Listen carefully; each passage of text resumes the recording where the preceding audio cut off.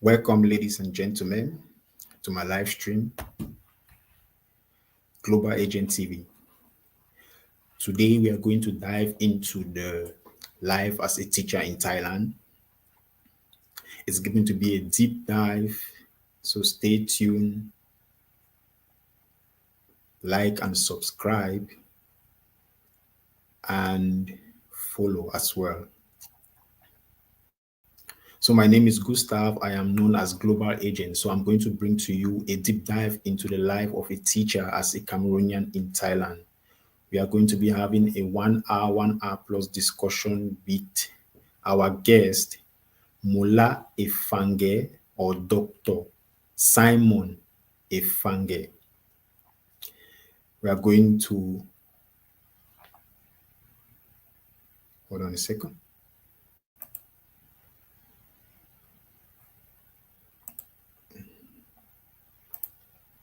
Okay, he's here, Mola Efange. Okay. Ladies and gentlemen, I present to you Mola Simon Efange. He is the president of the Cameroonian community in Thailand. He is also the president of the Bakweri community in Thailand. So he's doubling as the president of the entire Cameroon community and the president of the Bakweri community in Thailand. He is very grounded, experienced, and have a lot to present to us today, a lot to share with us.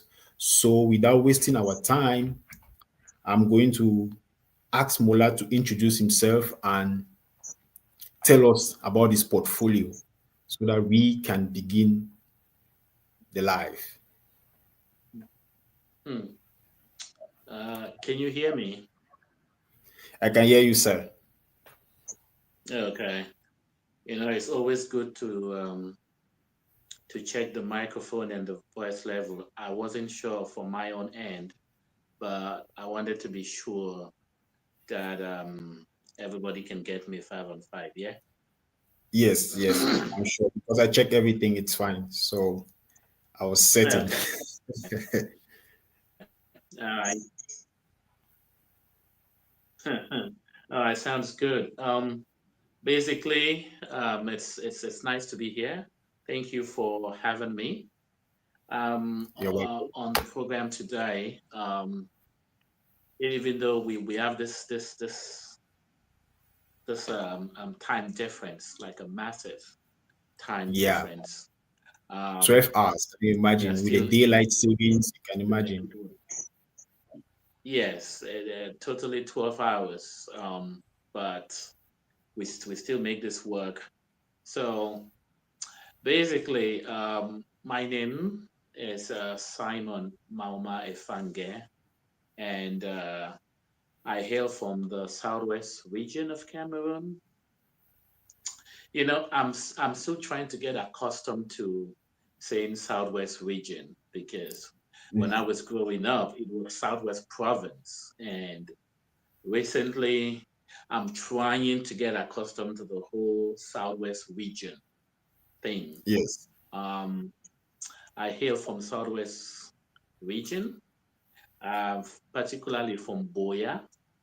Um, Now, if you have to go into Boya, specifically, my village being a Bakweri, a son of the soil, I come from the village called Wonganga. And Wonganga is found in Small Sopo on your way to Bishop Rogan, the famous Bishop Rogan Osase College. You have to pass through my village, Yeah. somewhere around Long Street. This is not for any advert purpose, but it's just behind Hotel Memos. Um, Okay. So that's where my village is located. Presently, at the moment, it's more or less of a city than a village because development has taken over, and there's even a tarred road literally passing right in front of our family residence. You can stand in front of our residence and grab a taxi. But when I was growing up, that was a lost cause. Um, so I am a Bakwarian, as my name gives it away, Mula Efange. Um, I grew up in Boya, went to Catholic school Boya Station, the famous Okay. Catholic school Boya Station, which is directly opposite the education office in Boya. Mm-hmm. And then after that, upon completion of my primary education, um, I also relocated to the US. I relocated to the US as well. I will. I Okay. call the state of Minnesota my home. That's my home state. Um, for those of you who know it very well, it's called the state of 10,000 lakes. Um, we have so many lakes. The Midwestern part of the U.S. and it's one of the coldest states in the Mhm. U.S. because we're just bordered to Canada. I Okay. remember when I was in high school, we used to go all the way to Duluth, Lake Duluth, which is just the border of Canada, to do ice fishing when places are so freaking cold. Mm. Um, so um, so I went to high school. After high school, one thing so many people don't know, I actually enlisted in the army. I was in the Mhm. U.S. Army for 1 year. I was in the Okay. air traffic control regiment, and sometimes it's not everything that is your calling. So after a year, I kind of like this isn't what I want to do anymore. So Okay. I left the U.S. Went to Cameroon, went to the University of Buea. I read biochemistry. I minored in organic chemistry. Okay. Um, Wow. at the University of Buea, I was very, very proactive. I was very, very proactive. Those my days. A lot of people would remember Efange. Mhm.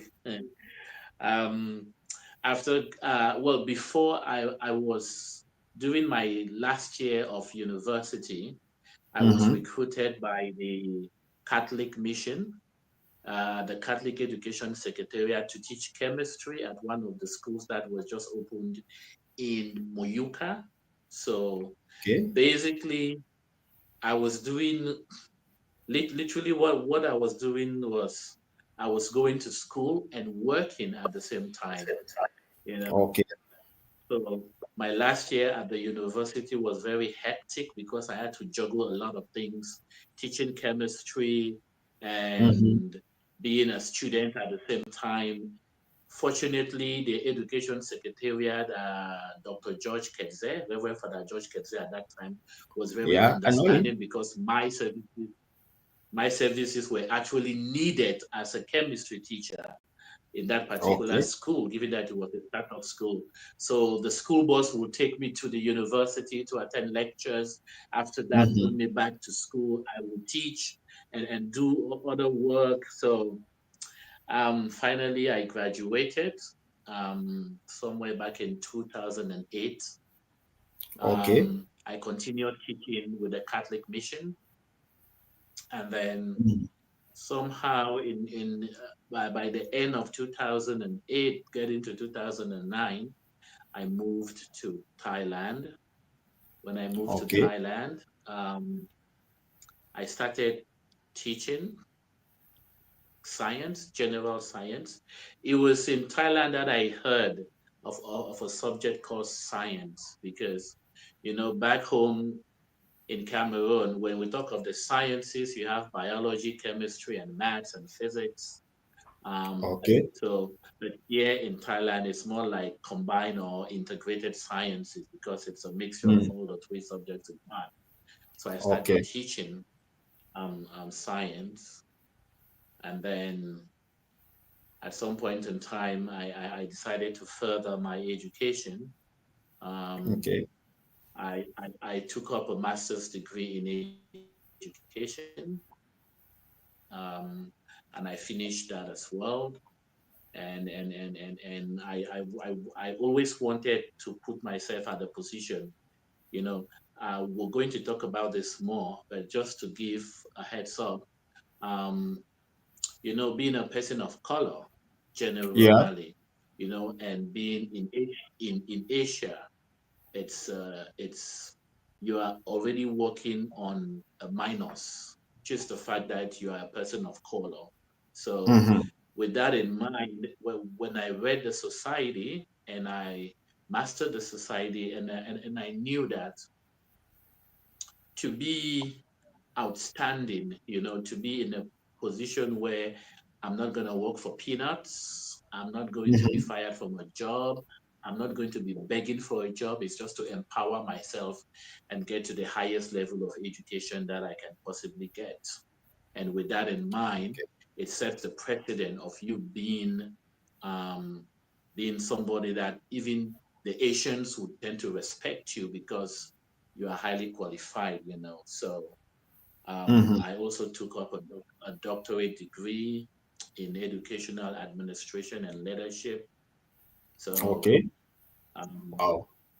so, so, so I had to put myself through a series of, working and going to school, working and going to school, just Mm-hmm. because at the end of the day, I want to be, you know, at the top of the food chain, and I do not want anybody to look down on me for one reason or the other.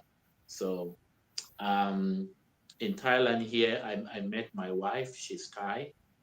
We got Mm-hmm. married and we have a daughter. I Wow. named her after my late mom. My daughter is now 14 years old. She's Okay. very tall. Wow. Plays basket, plays basketball. She's getting taller than I am anyway. So That is usually normal anyway. that is usually the case. Mm-hmm. In a nutshell, that's a brief introduction of who I am, and that's my bio. Wow. A very huge one for that matter. That is very inspiring. I mean, starting in Cameroon, moving to the US in Minnesota, back to Cameroon, teaching us. I remember you said teaching in 2008. I was actively a student in the educational authority of the Catholic Educational Authority at that time. I was a student in Repacor, which means there was a chance that you would have been my teacher. But Ah, yeah, yeah. Ripple Regina passes. original Um, patches, yeah. you The guys were low there in financial school. Mutengene. Exactly. Yes, Exactly. yes. I remember. I think, if I'm not mistaken, yeah, yeah, your once principal, Father Kang. Yeah, I used to come there Mm, sometimes to attend mass and sometimes to okay. do some quality control because at some point in time I also got into, well, actually, my I got into the Catholic mission, and within a couple of months I was already moved up to administration. I was the Okay. dean of student for the school in Moyuka. Back then it was just a college. Um, we were starting it up. Our Lady of Grace College in Moyuka. It was a Okay. baby school, but I remember coming to Repacol for some meeting of deans and sometimes principals. Okay. Um, so yes, so you are part of the Catholic system. I'm very much part of it. I mean, I used to like the Cali system a lot. Still like it anyway. Our Cali World system where we go compete for football, basketball, handball, and so on. Yes, Used to be World Day of Cali schools, the yes, big mass celebration where it yes, must be in a football field because of the population, all that. I mean, yes. just me getting in, I'm having like I'm just having a good time reflecting on it. Yeah, Exactly. now that you mention it, it's taking me back. Well, day of Catholic schools, I had to Yes. prepare my kids for drama. We always won when it comes to drama because I was very good in theater arts. Mm, Um, Singing, I was never a choir master, but I could teach the kids how to sing, even though I wasn't a good chorister myself. I see that. Um, we're always going to CKC for competition. The good old days. Exactly. Wow. What a portfolio. That is very huge. Back to Thailand, Molau. How did you get to Thailand? I mean, what are the processes? How did you get to Thailand? So now this is a funny story. Um, Thailand was a destination for a high school reunion. I went to Robbinsdale's Armstrong High School in Plymouth, in Minnesota, and we were having Okay. a high school reunion. So um, Okay. the the graduation class, we decided that we're gonna come to Thailand, and at that point in time, it was a little confusing to me. I didn't really know much about Thailand, you know, and so when back then you had to send your passport to Lyon in France to get a Mm-hmm. visa. Uh, Oh. so that was done. That was done. I got my passport back. Um, so I came to Thailand. We did everything. We had our reunion, and then we met this girl. Who was like she was like, do you guys know that um, you guys can get teaching gigs here in Thailand? Mm-hmm. You know. So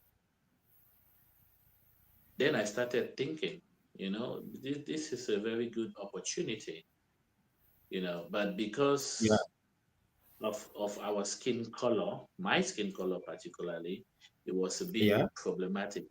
At that time, Thailand was not exposed. Um, Mm-hmm. Bangkok was not really much of a problem, but the outskirts of Bangkok, that was a huge deal. So getting a job was very, very difficult at that point in Yeah. time when I had decided to stay. Getting a job was nearly to impossible, Mm. you know. And I Mm-hmm. remember I had to do visa runs. So at that time, the neighboring countries were very open, Okay. you know. Neighboring countries They like were very, very open, and you could just hop in, like Cambodia, okay. Myanmar, Laos, Malaysia, Okay. Singapore. They were very open. They were Mm. very open. Um, Okay. I re- I remember going for my first visa run in Cambodia. Um, it was pretty straightforward. You just rush over to the Cambodian border.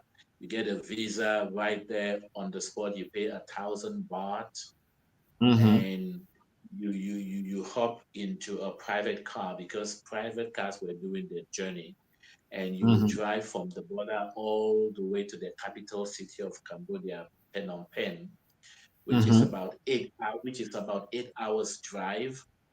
So when you get there, you go to your hotel. Mm-hmm. Um, it, it was a very interesting Yeah. experience because Cambodia, um, first of all, it was colonized by the French. So Okay. most of the citizens there, they speak some degree of French. So I was very surprised. You know, Oh, they were very Cambodia. welcoming. It was different from Thailand. You know, Okay. the people could express themselves in English very well. Um, Okay. so the whole point was when you go there, you get to your hotel room, and Yeah. then you can eat, you have your food, you go to the restaurant and everything and so on. Then the next day you go to the Thai embassy. Um, at that point in time, or during that particular time, tourist visa was free. You didn't have to pay for a tourist visa. You just Okay. go to the embassy and they will tell you Okay. if you want the regular process, which means you can come back the next day and pick it up, it's free. But if you wanted an express All where right. you can get it in the next 10 to 5 minutes, you pay $20. So I was like, hey, Okay. there Which is is there is no rush. Give my passport, okay. you know, go downtown in Phnom Penh, go to the shopping malls, enjoy the city life. The next day, pick up Mm-hmm. my passport, make that trip back to Thailand. So it was a very fun experience. Back then things were not as crazy as they are now. Going to Cambodia was a piece of cake, and you could Okay. make as many border runs as possible, and nobody will ask you any questions. You know, Okay. um, so that's pretty much how I found myself in Thailand. Okay. Assuming now you got your visa, all right. But before I go to this question, I Yeah. want to ask you, just tell me how many countries have you been to? Oh wow. um. Wow. That's a tough one. Do you think I can remember my life? So I get to travel a lot, given the fact that I am a scholar. Um, Okay. I also lecture at a university. I have students that I supervise for their Okay. thesis, their dissertations. Mm-hmm. Um, I go for seminars. So, um, man, I can't just count. I don't keep track, except I have to look at all my passports and start looking at the different stamps as Oh, you know just to throw more light on that. um just recently I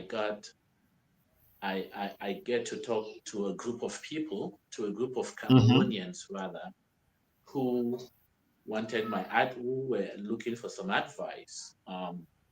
They Okay. are based here in Thailand. Um, they have been here for like 2, 3 years, and Mm-hmm. they wanted to actually relocate to to Europe or to the States, some other country, and so on.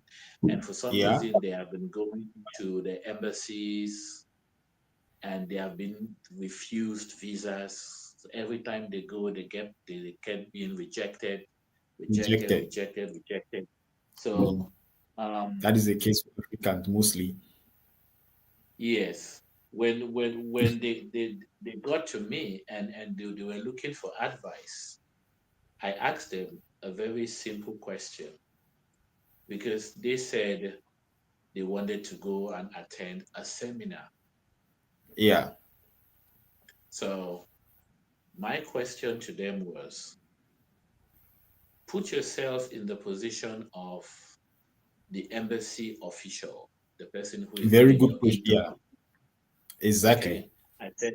I said, okay, now you find somebody who is standing in front of you, who is requesting for a visa to go to Germany to attend a seminar.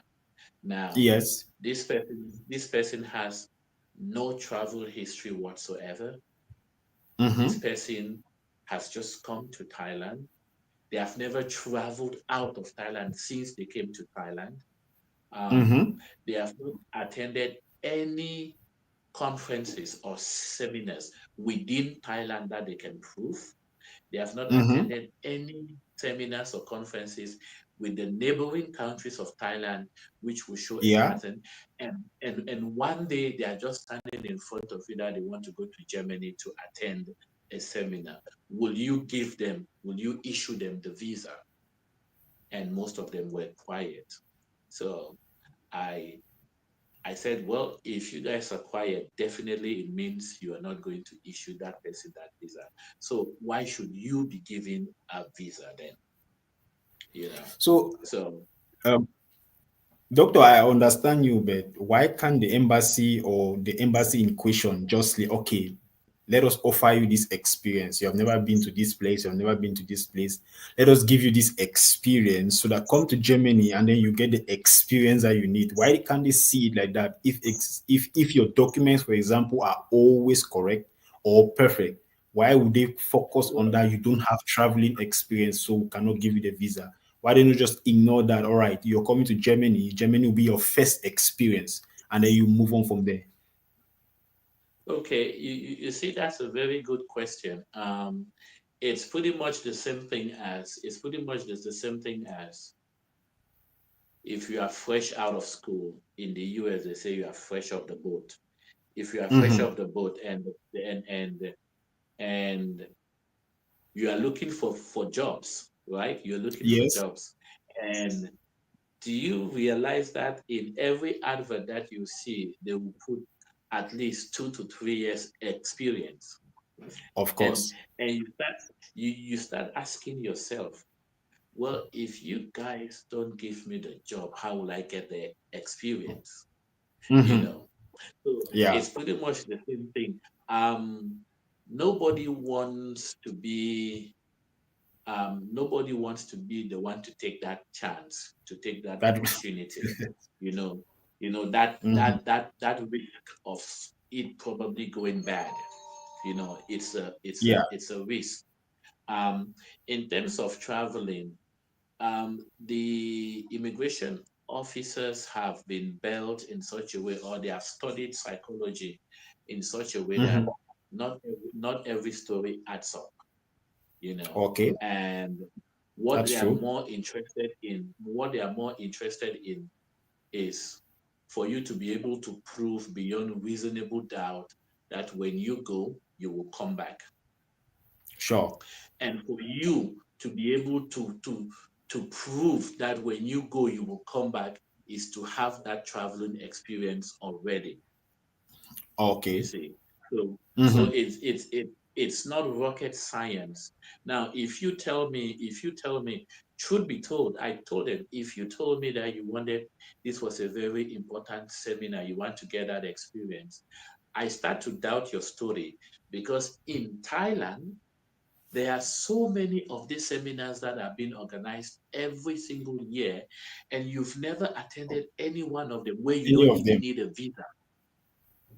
Wow. You don't need a visa to attend it in Thailand, and you didn't. So why do you think I will be convinced that giving you a visa to go to Germany, you will come back to Thailand when you have no track record? You haven't proven beyond reasonable doubt that you're going to live up to your words, you know. And then Mhm. worst of all, when I look at your job stability, I see that you've moved jobs within the last 2 years. You've moved jobs like twice. And then I Mhm. look at what you are getting as a salary. It's kind of questionable, and it tells me Mhm. that you know you are just looking for a way out to relocate somewhere else where you would be of public nuisance because you'll be living off the government and the tax, you know. Okay. So Yeah. putting all those into place, it's very easy for you to be refused depending on the route that you're taking. And I tell them, charity begins at home. There are so many Yeah. conferences here in Bangkok. If you have a proven track record of always attending seminars within the kingdom, Mhm. then you start going to places like uh, you go to Singapore, which is visa free for Cameroonians. For You get that snap Cameroonians. Yeah. on your passport. You know, the next time you go to Malaysia, the visa is just 1 day, provided you have Mhm. it's very easy. You go to Indonesia with all that. You go to Japan. Japan offers very good seminars and so on. And when Yeah. you come now and say you need to attend this seminar in Germany, anybody in their right state of mind will not refuse you a visa because you have a proven track record of Track record. professional and academic development that you have been doing over the years, you know. Very important. So Yeah. So people don't see that, and people waste all this money because when you pay all those registration fees for those embassies, they are non-refundable. You know, Exactly. That's the thing. So you must get it right. Make sure you hear that, please, yeah, people. If you want to attend an interview, a visa, or anything, get prepared. Preparation does not mean you should prepare for the interview. Prepare your documents, prepare your profile, prepare your history, everything. Make sure once you land into the consular or the embassy, they should be giving you a yes because you are very qualified for that visa. Attend seminars, build your profile. These things are not joke. People who organize these things have a reason for doing that. Is to exposure. So the whatever exposure you want in Germany, they are bringing it to your front door. So get into it, study it, visit, register for these things. Some of them are, most of them are free. Most of them are free. So if you yeah, really want to travel abroad, get involved into things. Get involved in things. Be your profile, and you stand a chance. Believe me. That's a lot of people with experience will tell you that you stand a chance. All right, Mola, back yeah. to Thailand. What is a teaching life like in Thailand? Um, the teaching life now. The thing is, in Thailand, you have different categories of teachers. Um, the Thai educational system has been designed in such a way that it has so many pathways. Yeah, You have people who work at a typical Thai government school where their sole job there is teaching English conversations. They want the yeah. kids to just learn how to communicate in English. Um, Okay. you have people who work in an English program school, a full immersion English program school, where all the major subjects are being taught in English, from all the core subjects rather, English, math, Mm-hmm. science, physics, and so on. And you have teachers who are working at technical colleges, you know. So Okay. you have all these different categories of teachers, and then you have teachers who are working in elementary education or the Mm-hmm. early years program, teaching the younger kids, the kindergarteners, and so on. Mm-hmm. Oof, you have to be really patient to do that job. So, um, so with all this category of teachers, each of them have a different way of teaching when it comes Mm-hmm. to Thailand. Because for like the kindergarten children, by 1 p.m. The Mm-hmm. school is out, school is done for them. You, the teacher, you just have to just sit and prepare your work for the next day. You have time for preparation and so on. If you are working in a typical Thai government school, some of these schools are very huge, and you are teaching Mm-hmm. about 25 to 23 to 25 periods Yeah. per week, which means Pretty much the same with Africa. yeah, Mm-hmm. inside one day, you are just moving from one classroom to the other, and you have probably just your lunch break, and you are off school by 4:30, Mm-hmm. and you have those teaching in the English program where you just get to teach one subject, and sometimes you Mm-hmm. have you have about maybe just 15 or 16 periods in 1 week, and then you have another category of teachers who are working in an international school. Mm-hmm. Now, an international school, it's purely English. There is no Wow. level of Thai whatsoever. You know, this It's this is it is category it the of same like teachers. the international schools we have back in Cameroon? Is it the same setup? Yes, it's pretty much the same setup, because the international schools here, they would be based off a particular curriculum. Okay. You have the Cambridge curriculum, which is very common for most international schools. You have Okay. The Singaporean curriculum, which is Oh, also I've never very heard of that common. one. Oh yes, it's very very common. You have the Okay. NGSS, which is the American curriculum. Okay. So most international schools have to choose a particular curriculum Okay. All which right. they want to follow. But majority of the international school follow the Cambridge curriculum, where you have the IGCSE, the A levels, the O levels, like what we Mm-hmm. have in Cameroon, the GCE. Okay. So Okay. Makes a lot of um, sense. for me particularly, I'm going to use myself as a reference. Um, I started off working at a government school that had an English program, Okay. and and my schedule was pretty flexible. Mm-hmm. You know, I never had those crazy hours, given the fact that working at that school. Now, I'll take you a bit back. How I got Mm-hmm. that job at that school. Um, I went for the interview, and they were looking for a science teacher actually. So I Mm-hmm. went for the interview. We were 10 of us. Um, Mm-hmm. they were we had one Yeah. Cameroonian, that was me. There were two Filipinos, and then Okay. seven other applicants from the UK, from Germany. There was also a guy from the US, one from Canada.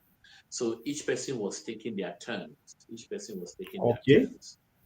Um, so I think I was the last person to go in. So when I went into the room, I went into the room. In my head, I was already psychologically defeated because they will prefer to take an Mm-hmm. American, a white person over a dark skinned person. So Exactly. I was Yeah. just going there was I was just like I know they have already made up their mind, but mine is just for formalities. So when I went Okay. in there, when I went in there, there was a sentence, you know, there was a sentence that was written on the wall, and that was a sentence that grabbed my attention. And the grammar structure was out of this world. It was so long. So Mm-hmm. when I walked in and my eyes was just, I was just looking at that. I was looking at that. Then the head of the department's like, "Are you here for the interview?" I'm like, "Yes." I'm responding yes, but my eyes are still up Still there. understand. And then Mm-hmm. yes, then she turned and she looked and she was like, "What are you looking at?" I said, "Oh, the sentence there is totally wrong. There's a lot of grammar errors.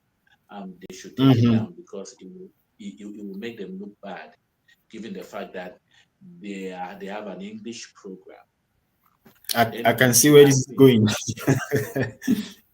so she asked me what is wrong with the sentence. So I remember I told her I told her that the Interest. article was wrong, and then she said, "But everybody who came in here, no one told them that sentence." I said, "Well, I guess they were not vigilant." That was my Mm-hmm. interview. She just said she just looked at me and she said, "Can you start on Monday?" That was it. Wow. Can you start on Monday? One moment change your life. Can you start on Yes, Monday? that That is the that was thing. it. That is the thing, Mola. Can you imagine this story? You were not interviewed, just you noticing that something is wrong somewhere, especially for the Yes, field that you're coming to teach, just gave you a job. That is one thing I yes, usually tell people. Your CV is you. Sometimes all these things, this, that, their CV is how do you present yourself to people? That is a best representation of a CV. How do you present yourself to people? It must not be academics, right? You need to think outside the box. Then you need to be vigilant. right? A lot of people, what they are looking for is not exactly what you want to give at the moment. So people need Yeah, to be smart enough to think out of the box to get to another level in order to impress people the right way. And it's not surprising me such a thing will give you a job in Thailand. It's not going to surprise me. that's Even in anywhere, that's such how a thing will give you a job anywhere in life. that's how I got the job. And when I got the Mhm. job, fortunately for me, the head of department had been exposed. She had gone to exchange programs in the US. Mhm. So she wasn't really more looking into your skin color. She was looking at, can you Exactly. deliver the good, you know? And she took very fond of me because when I got my schedule and it says I'm going to be teaching science, and they also added 5 period of English. I went to her Mhm. office and I asked her, I said, why do I have English on my timetable? She said, oh, is to supplement your work. And I told her that I said, with all due respect, I was recruited to teach science. If I wanted to teach English, I would have gone to the university and Mhm. took a bachelor's of education in teaching English, but my degree says a bachelor's of science in biochemistry. I'm not an English teacher. I'm a science chemistry teacher. Exactly. She was very impressed. And I said, please, this is one common misconception you guys have. It's not everybody who speaks Mhm. English that can teach English. English. So they, they should they should not be fooled by all this. And she was very, very impressed. She was very, very impressed. You know, this is a black Good. man speaking like this, you know. And I kid you not, 2 years in that school, I was made the head of HR for that school, Wow. you know. So, At that just what point you're in time, saying, a lot of people are yes sir people. Go left, yes sir. yeah, Go right, yes sir. You know, so and that is not good for a professional environment because not everybody is impressed with everybody just follow all the orders. It's a good thing, no doubt, to follow orders and instruction, yeah, but sometimes some things need you to use your bring something different. So your yeah. experiences with that woman make a lot of sense because I mean you are a professional science teacher, you're not an English teacher. No, But first thing I'm first, not you an came and you English. corrected the grammar spelling on the wall. So that Yeah, was very catching for her. yes, you know, it was it was very, very, very, very interesting for me. And looking at that, I discovered that I had to lay my ground. So when I was promoted to the HR for the school, my teaching periods reduced a lot. So I never Yeah. had a lot of teaching periods. Um, I had more of administrative work, and I literally became my own person, you know, and I started making my mark.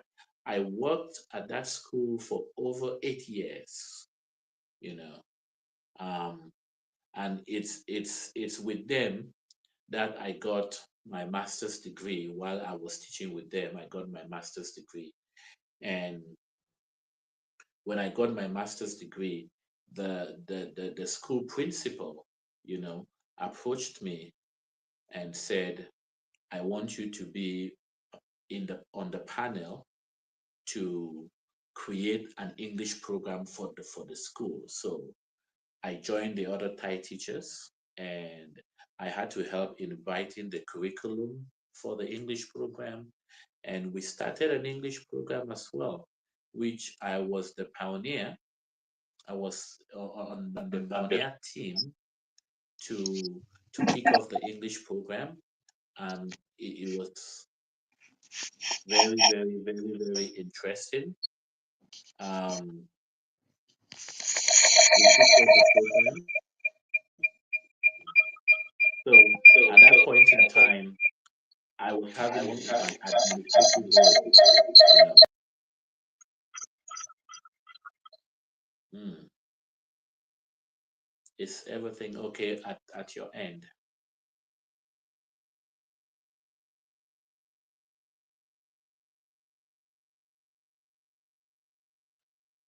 Is everything okay at your end? Okay, seem to be some lagging.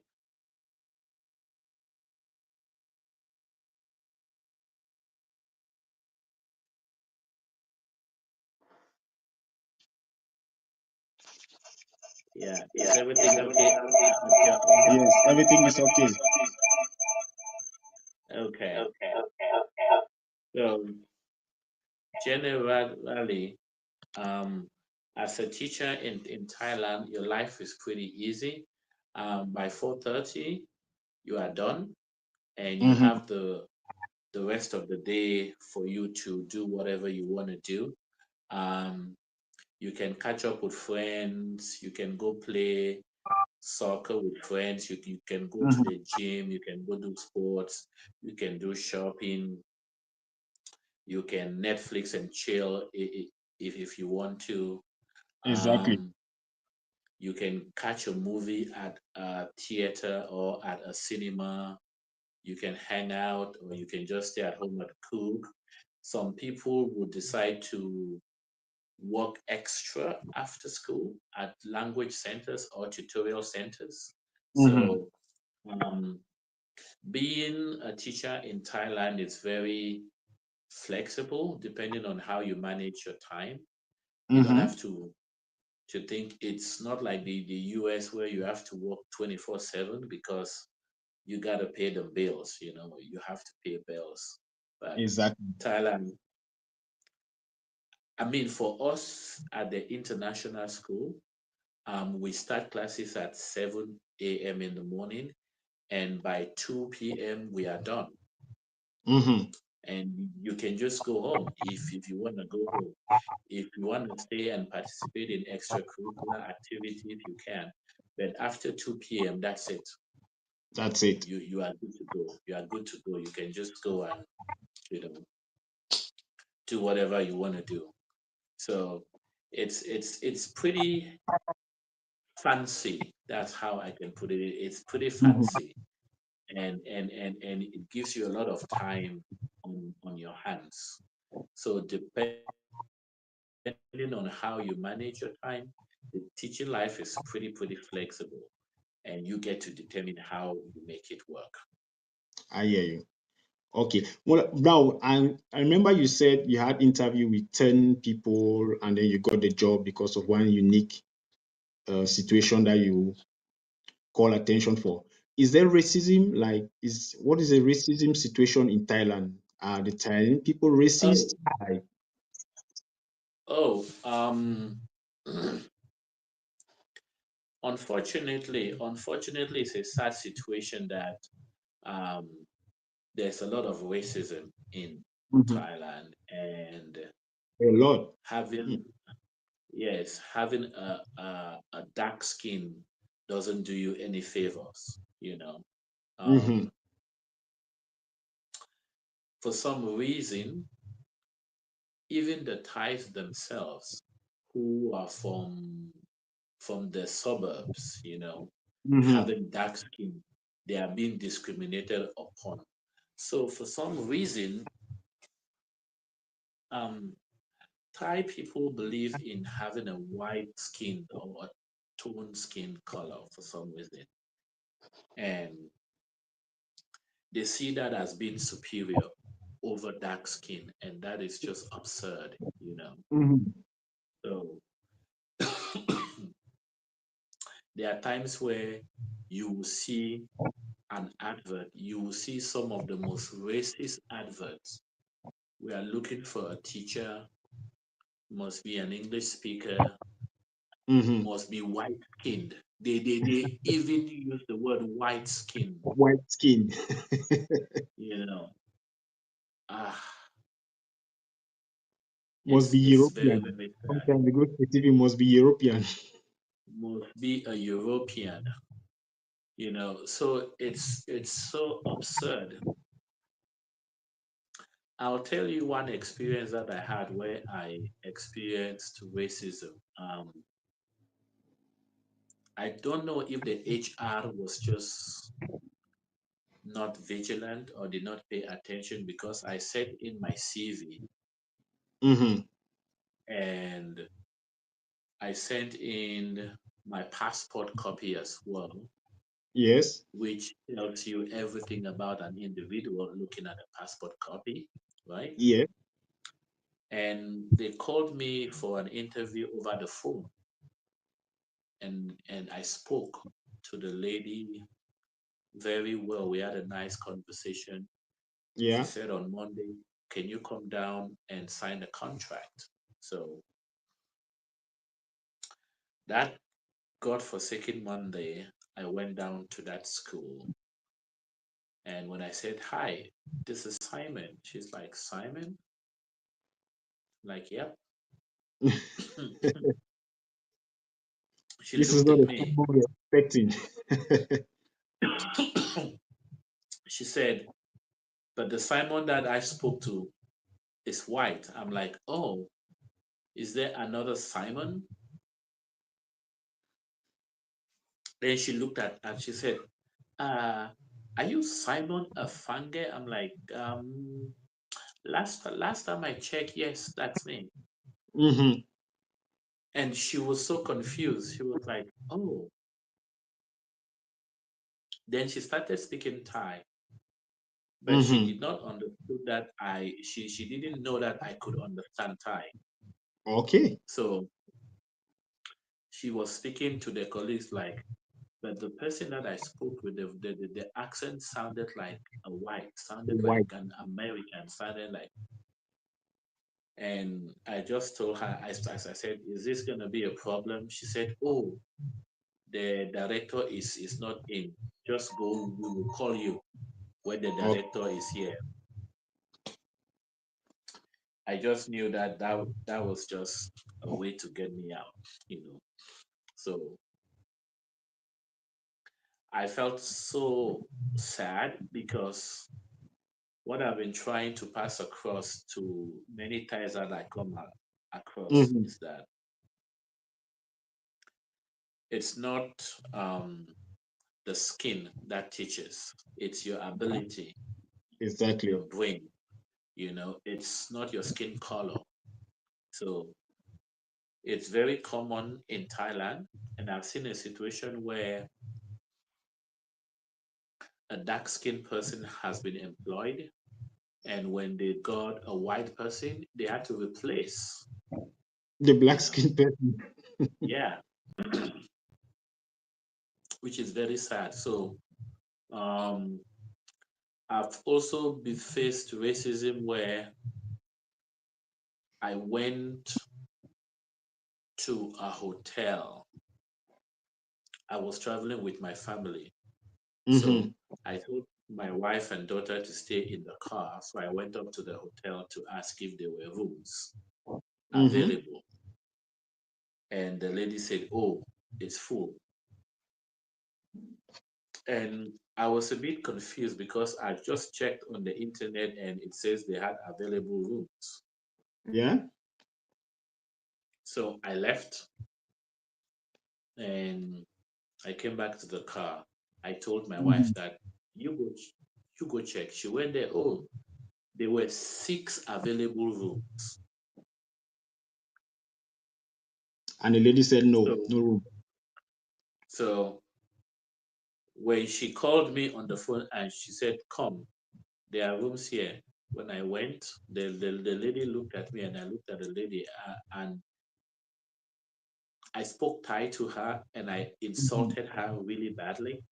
I told her that she was an You posted her illiterate in and time. a racist. Yeah. Then I told my wife that let's go look for another hotel. You could see the expression on her face. She was really, really shocked. She was Mm-hmm. confused. Um, I speak Thai, but I don't make people know that I speak Thai. So it gives me an advantage, an Okay. edge. you know. So the racism is real. It's very, very real. So how many languages do you speak? Um, well, I speak English, I speak French. Mm-hmm. You When I just found was in the in that? when I was in the US,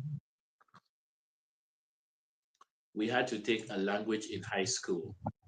So Mm-hmm. I took Spanish. So if I were to go to Spain, I wouldn't be really lost. I can still remember some of it. I can communicate basic Spanish. I can find my way around. And now Okay. I speak Thai. I speak Thai as well. So Okay. basically four languages. Okay.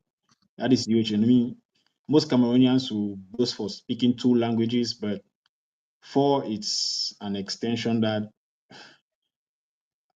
not Pretty many people really understand. Not many people will find themselves in that category.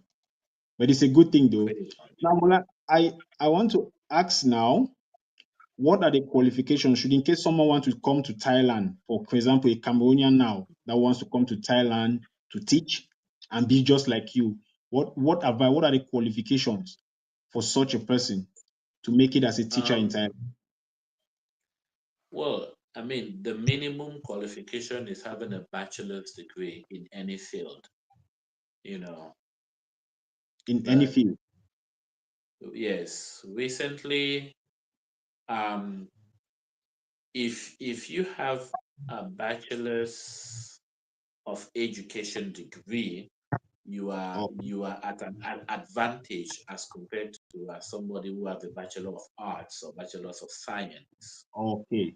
you know. Oh, in So education. um, So once you have a degree in any field, any subject in education field, you have an advantage yes, in Thailand. Okay. you have an advantage because your route um, to get a permanent Thai teacher's license will be much easier Okay. as compared to somebody who just has a bachelor's of science or bachelor's of arts.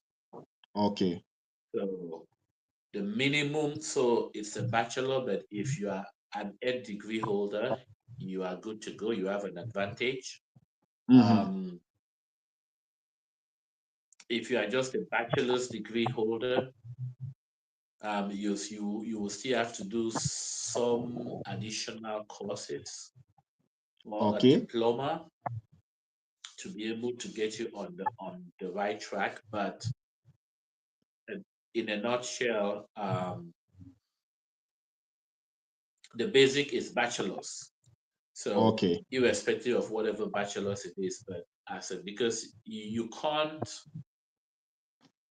go into a classroom to teach people when you don't have a qualification higher than them. You know, it Of course. makes no sense. Yeah, that's true. Um,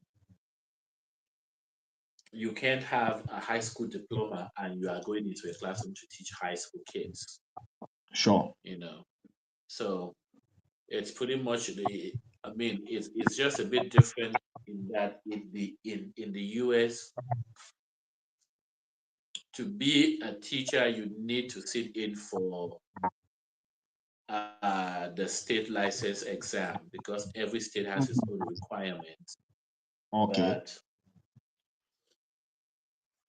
if you are from Cameroon, given the fact that Cameroon, the system is a bit different because we have more like um, the teachers training colleges where Mm-hmm. if you graduate from those, you are automatically a trained teacher, and that gives you the right to teach in any institution. Yeah. Um, but I do remember the Catholic mission had a different view in that they would Okay. prefer to employ people who had degree in single subjects because they have a mastery of that subject. Mm-hmm. Then they make you do 1 year in their teachers training program that they had. Then now you Okay. are fully immersed into the Catholic system. Okay. I mean, those who Khalid had system, a bachelor's Khalid degree, system in yes, Cameroon. those who had a bachelor's degree in education, they were recruited, but they were not really keen on recruiting them that much. Okay, So okay. if you are coming from Cameroon, you have to make sure that you have a bachelor's degree at least, a Mm-hmm. master's degree at most, Okay, for you to be able to navigate this particular domain of teaching in Thailand as a Cameroonian. okay. So if you have a PhD, it's no go area. It's like they'll be scared that no, we don't want PhD people because you said master degrees at most. Yeah. If you have a PhD, if you have a doctorate degree, um, you can also come to Thailand, but your target would be international schools. Okay, You know, because international schools, when they have staff that are very highly qualified, it makes their portfolio good. So it tells the parents that our staff are really qualified. You sure. know, That's you. um, you wanna go look for a job at the university as well if you have a doctorate degree or a master's for that matter.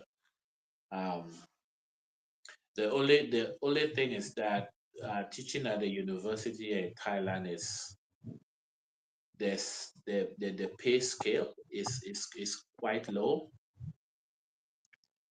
Instead, teaching at the That university. yes, that's what so many people don't understand, and by the time they get into it, then they realize that oh, you know, Mm-hmm.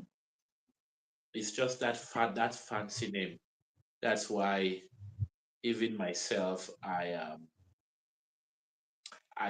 I moved and got into the international school system because the pay there is super high, you know.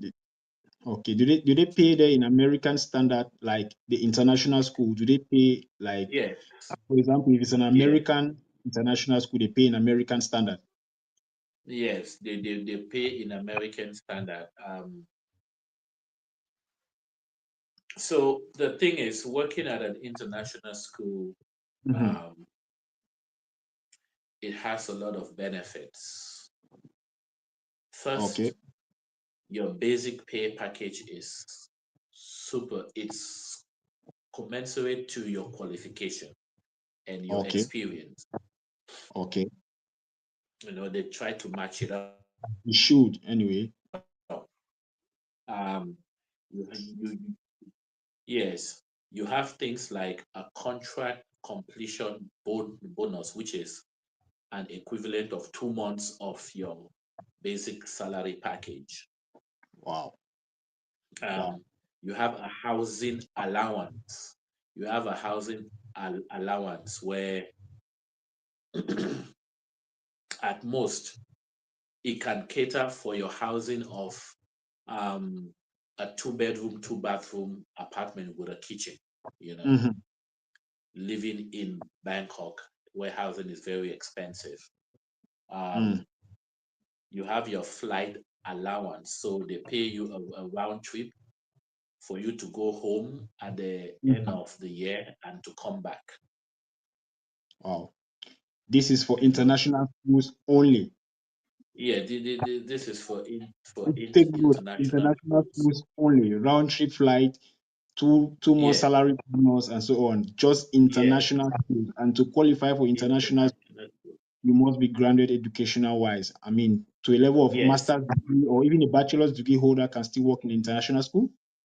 yes, even a bachelor's degree holder Okay. can work at an international school, Okay. but you must have had really good experience in terms of the subject that you teach and you have a proven track record. Excellent. As it should You know, anyway.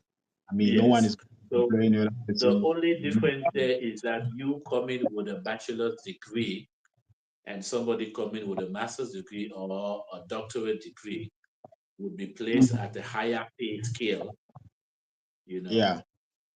So And also at the international school, you have free tuition for up to 2 kids. So Free teacher. Wow.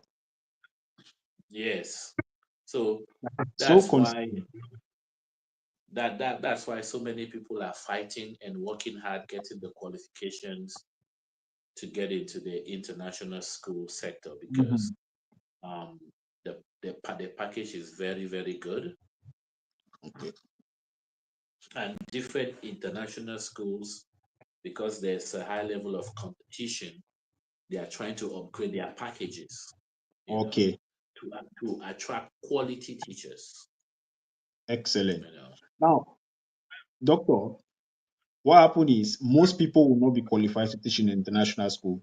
And even if they qualify, right, there are so many of them that not all will be taken. So for the normal local government schools in Thailand or normal private school in Thailand, what is the salary range that people can be paid? What is the salary range in respect to the living condition?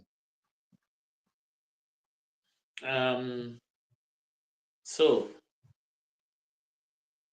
uh, that is related to the environment that you find yourself. Okay. Take for example, you are living in Bangkok Mm. at the normal regular government school. Yes, You are probably looking at about 35 to 40,000 Thai baht per month which is to be which is able. equivalent to which is equivalent to how much in CFR? Just give me 1 second. Let me punch that. It's very important because we hear Thai baht, a lot of people don't know the equivalence in CFR. So the only way they'll check is not Uh, like it's difficult to have. Let me punch that number. Convert Thai baht to. So if I say, let's say 35,000. So 35,000 Thai baht from Mm-hmm. the online conversion, that's going to give you approximately 615. Yeah, 615,000 615. 900. Yes, six. So just say 615,000. Okay. So with 615,000, what with respect to the living condition now, let's say in Bangkok, because you are giving me the price in Bangkok, Yes, 615,000 francs CFA. yes. In respect to the living condition in Bangkok, how much can you spend a month, taking into consideration everything out of that 615,000? Um, so basically, if you're living in Bangkok, you can successfully save, you can save about 300,000 in your 300,000. bank. Yeah, you can save about 300,000. So Thousand. this is if you are not living a lavish, Normal. extravagant life. Yeah, you need to add that, because Yeah. people have to understand that it comes to the Yeah. lifestyle. It comes to the Yes. lifestyle. It comes with the lifestyle. For someone who is living a very extravagant lifestyle, they might just burn all this money by the end of the month, Okay. because there are some people who live in Bangkok, but they will look for low housing Mm-hmm. areas where the rates are very low, Mm-hmm. and they manage their budget where they commute by the sky train or the underground train, or they use the bus, Mm-hmm. which is very very affordable. Affordable. The bus is like 20 baht. um, um, the trucks, you can use the trucks which they call the sometimes, those are like 10 baht. Mm-hmm. In CFA, it's like what? It's like 75 francs Wow. per drop. So Oh, yeah. you can live Very. so with that, you can live a really good life and save a lot of money. Mm-hmm. Now, if you move away from the big cities, you go to the suburbs, you go to the provinces that are very calm, they are not very famous. Mm-hmm. Someone from Cameroon, they might offer to pay you probably between 20 to 25,000 Thai Yes. baht. Um, and over there, life is so cheap that Mm-hmm. you can save a lot. You can save a lot. You can get a very good apartment for just 1,500 baht. Mm-hmm. So Which is in y- Cameroon is equivalent to 1,500 yeah, baht apartment in Thailand. Mm. yes. Um, 1,000 baht now, 1,100 baht gives you 20,000 francs. So Mm-hmm. 1,400 baht. So you are The looking at about maybe 30,000. 26, 27,000 CFA for Okay. a very good living apartment, you know. Okay. That comes with AC, everything. Yes, Wow. everything because life is so cheap in the outskirts in those places. Um, Mm. the fresh market is there. You hardly go to the supermarket. You go to the fresh market where food is very cheap, Mm. Like you know. farmers market. Yes. Okay. So it's pretty easy going, and most of the time you just walk to school Mm-hmm. because you are Mm-hmm. just living nearby. Mm-hmm. Um, you might get a second-hand motorbike to help you run around. Okay. Fuel is very cheap.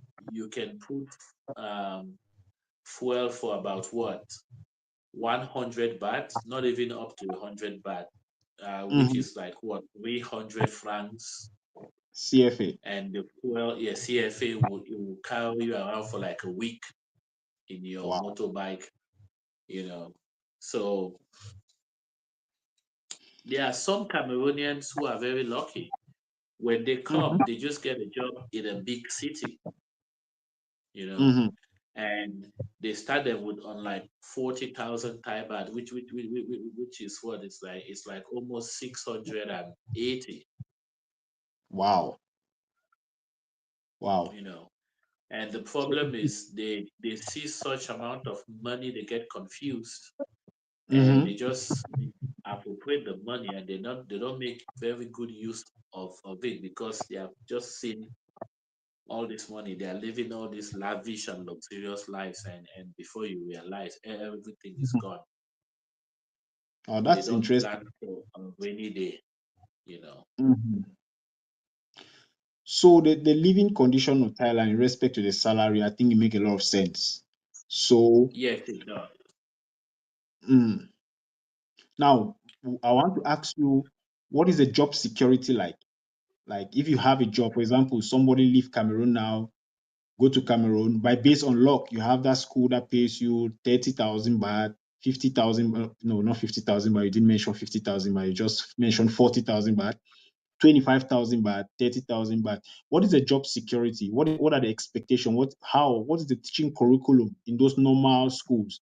Like, is it very demanding? Is it difficult for someone to make it and like have that job security and take that job by it, like own that job, like for how many years? Like, is it difficult? Is it challenging? Um, Recently we just held a webinar which was for Cameroonian teachers here in Thailand for them to Hmm. upgrade their professional development. Yeah. And there was a question that I asked, and everybody was silent. And so my question was, you as a teacher working at a school, Hmm. because here you are working on a contract, and the contract is good for 12 months. Hmm.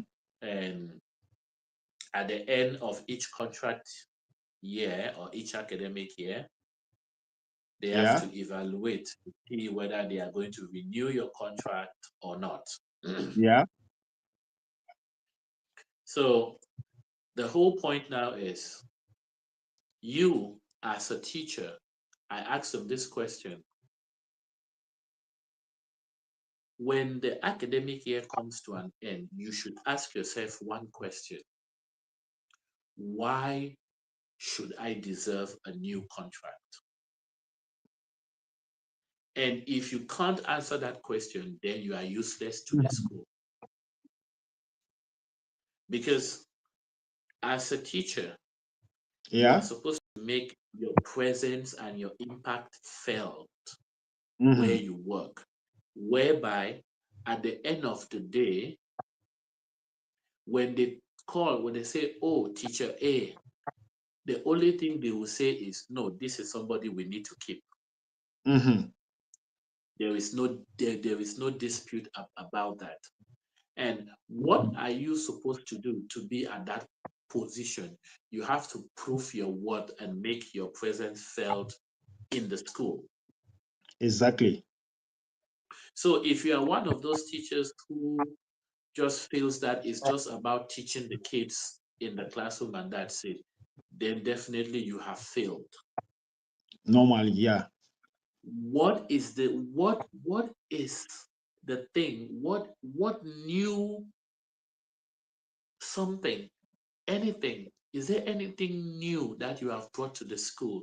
Is there Mm-hmm. anything new that you have created for the school?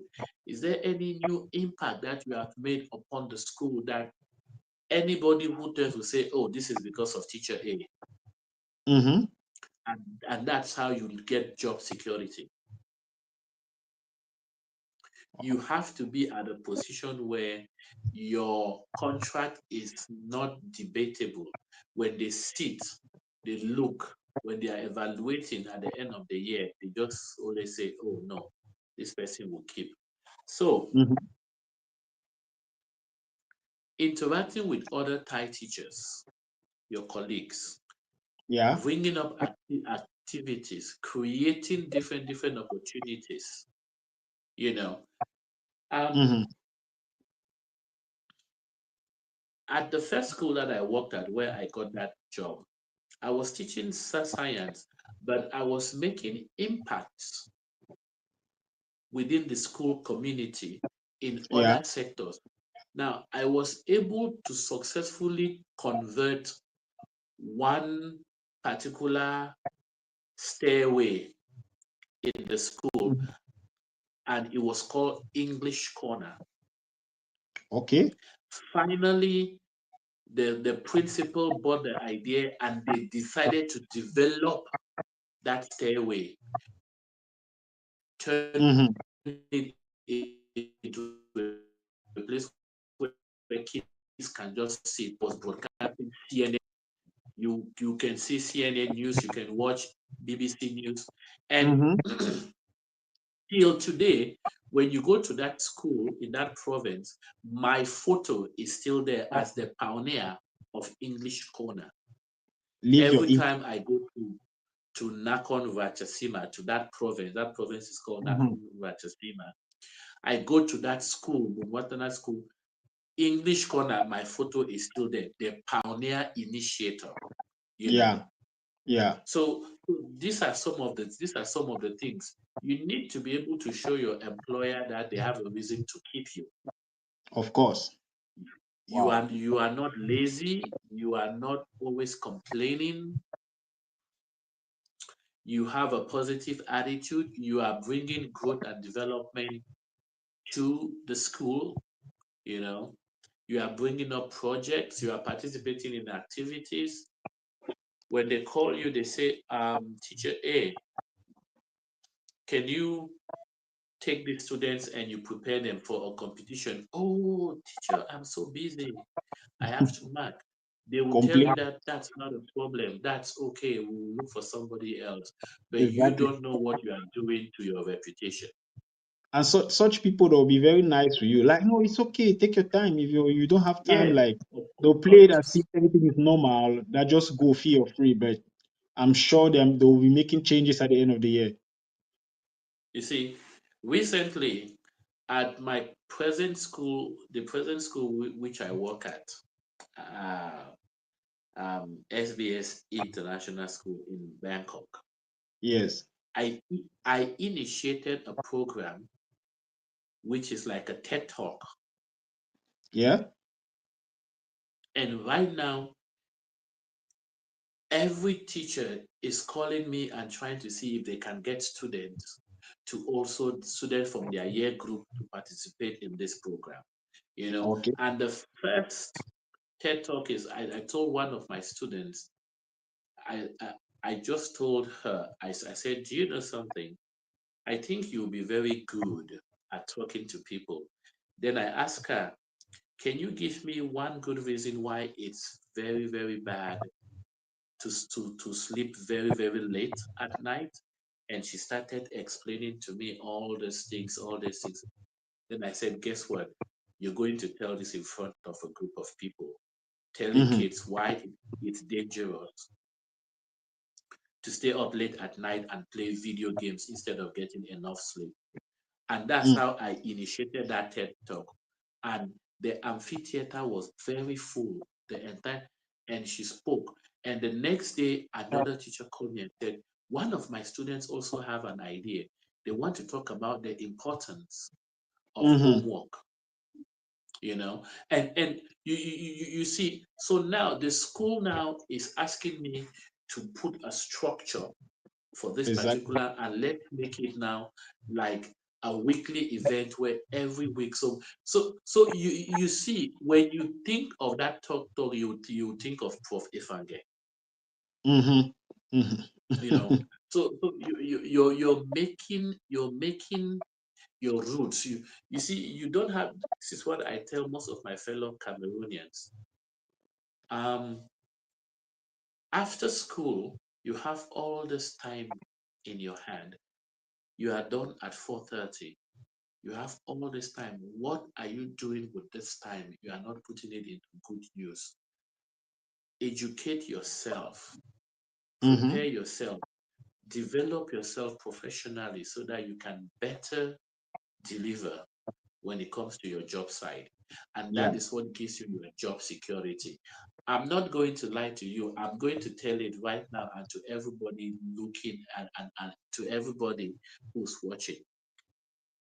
I have placed myself to be at a position where nobody would fire me from a job. I will Mm-hmm. quit a job, but nobody will fire me from a job. I Yeah. will tell them when I have had it and I want to leave, Mm-hmm. because I have put myself in a position where I can contribute meaningfully to the development of any institution the moment I get it. Okay. It's as simple as that. When I want to go for a seminar, I tell the school, and they never refuse because they know whatever I go and learn or whatever I go and do is giving credits to the school. Because Mm-hmm. when I go to present in Japan and my paper is published, it's going to publish and it's going to say I work at SBS International School, and that's how the name of the school is going. You know, Mm-hmm. they are taking credits, you know. So you inserting yourself into a school and making an impact gives you job security. Now, it doesn't go without saying that Thai people are very unpredictable. Today they Mm-hmm. are smiling at Okay. you, tomorrow it's a different ball game. But you have Mm-hmm. to be that. But if you are somebody who has an impact, losing one job today, you would easily get another job the next day because people know your worth. You know, Mm-hmm. you have a proven track record.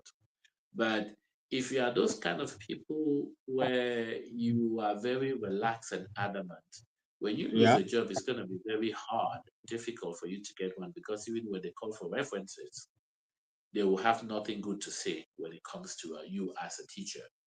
So keeping a clean sheet and being very proactive, inserting yourself into an environment gives you some degree of job security. It doesn't give you a full 100% of job security, but it gives you some degree of job Okay. security. All right, sir. Now, you mentioned something earlier that you're married to a Thai lady and you have Yeah. children. So, a lot of people will be wanting to travel to Thailand should be bachelors, for example. So, in other words, you're encouraging them that getting married to a Thai national or to a Thai person is an okay thing. It's good, right? So, I want you to talk on that a little bit. Like, what Um, is it to get married to a Thai person? to me, I've had this questions time without number. Mhm. A lady is a lady, you know. Okay. It's the same headache, it's the same trials and tribulations that you go through with. Yes. Um, it's just you as an individual making a choice. Okay. Um, what is it that you want? I respect my ladies so much, and I hold them very dear to my heart. But at that particular time, when it was the moment for me to make that choice, that was what I was presented with, and that's what I went with. You know, Oh, um, I'm not saying one is superior over the other. Women are normally, women, and yeah. That's women are to be respected because they are, they are who they are. They are the backbone of the family. sure. Um, if you are coming here as a bachelor, just be very careful, Hmm. because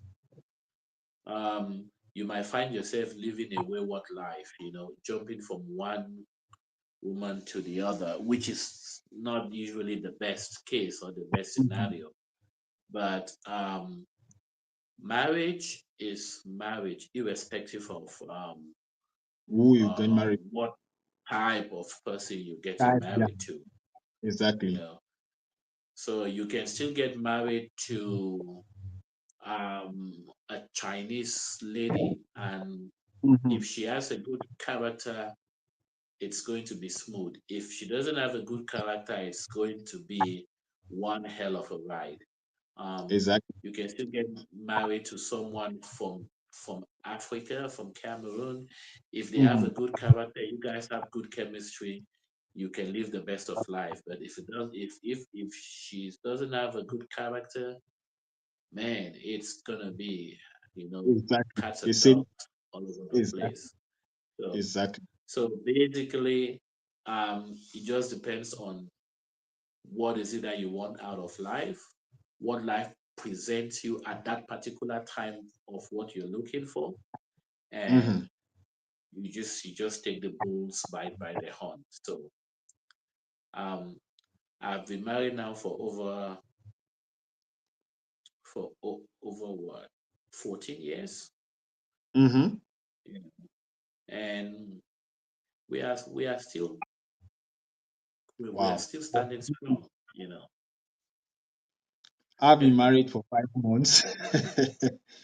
So I'm still a baby in marriage. I've been married for 5 months. So slowly but surely we'll get to 15 years and then cross to 20, 30 years. And as God gives us life, we'll continue to be there. So it's a good Well, experience. I can testify that getting married is a one very good experience. one advice that I can give you is that the women are always right. Yeah, yeah, sure, sure. If that's the Hey, only advice I've gotten since I got married. It's they are not that's the always only right. advice I've gotten. Or Even should I say if the you are only right, ju- advice is always just say, baby, I was so wrong. You are so right. right.